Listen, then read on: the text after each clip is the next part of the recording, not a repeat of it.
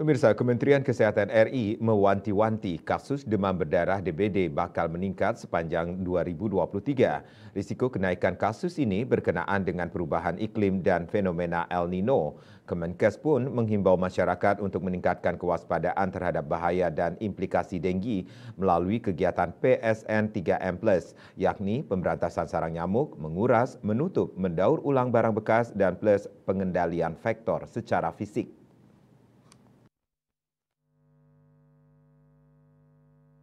Badan Meteorologi, Klimatologi, dan Geofisika telah memperkirakan wilayah Indonesia akan dilanda El Nino pada tahun 2023 ini. El Nino adalah fenomena pemanasan suhu muka laut (SML) di atas kondisi normalnya yang terjadi di Samudra Pasifik bagian tengah hingga timur. Pemanasan SML ini meningkatkan potensi pertumbuhan awan di Samudra Pasifik Tengah dan mengurangi curah hujan di wilayah sekitarnya termasuk di Indonesia. Fenomena perubahan iklim ini juga dikhawatirkan akan berdampak pada meningkatnya kasus DBD di Indonesia. Direktur Pencegahan dan Pengendalian Penyakit Menular Kementerian Kesehatan Imran Prambudi mengatakan kasus demam berdarah DBD bakal meningkat sepanjang tahun 2023. Risiko kenaikan kasus ini berkenaan dengan perubahan iklim dan fenomena El Nino. Imran menjelaskan berdasarkan hasil penelitian menunjukkan adanya peningkatan frekuensi gigitan nyamuk 3-5 kali lipat ketika suhu meningkat di atas 30 derajat.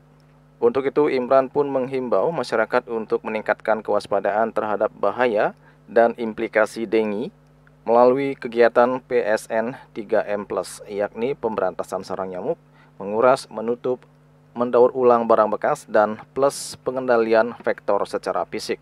Nyamuk itu semakin ganas kalau dia berada di suhu yang panas.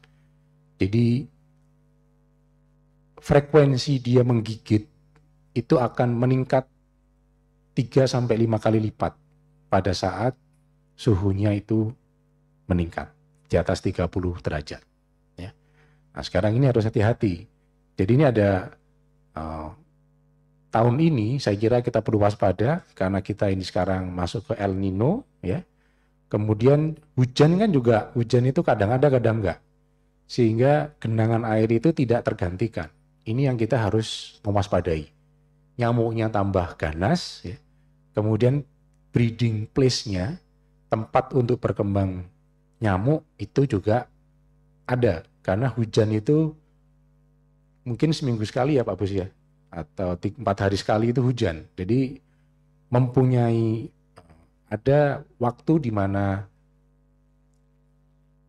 ya telurnya menetas, kemudian ada tampungan air tadi di ban-ban bekas, di kaleng-kaleng ya, kemudian plastik minum aqua yang gelas itu di sampah, itu akan membuat dia breeding place. Nah, ini yang harus kita waspadai.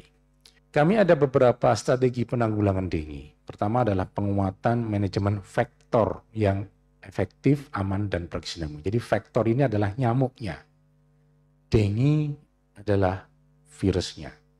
Bagaimana pemberantasan sarang nyamuk ini? Kita ada 3M+. 3M pertama adalah menguras dan menyikat. Kedua adalah menutup tempat penampungan air. Yang ketiga adalah memanfaatkan atau daur ulang barang bekas. Dan plusnya adalah bagaimana mencegah gigitan dan perkembangbiakan nyamuk. Berdasarkan data dari Kementerian Kesehatan sepanjang tahun 2022, Indonesia mencatat sebanyak 143.184 kasus DBD. Kasus terbanyak terjadi di Jawa Barat dengan total kasus melebihi 36.000 kasus. Kemudian disusul Jawa Timur, Jawa Tengah, dan Sumatera Utara. Sementara di awal tahun 2023 hingga minggu ke-22 tercatat ada 5 kabupaten kota dengan kasus tertinggi, yakni Denpasar 964 kasus, disusul Bandung 928 kasus, kemudian Bima 591 kasus, Kabupaten Badung 578 kasus, dan Kota Balikpapan 561 kasus. Sedangkan untuk kasus kematian akibat DBD tertinggi terjadi di Kendal, Jawa Tengah. Juli Suharto dan Ketur Sumadiasa melaporkan.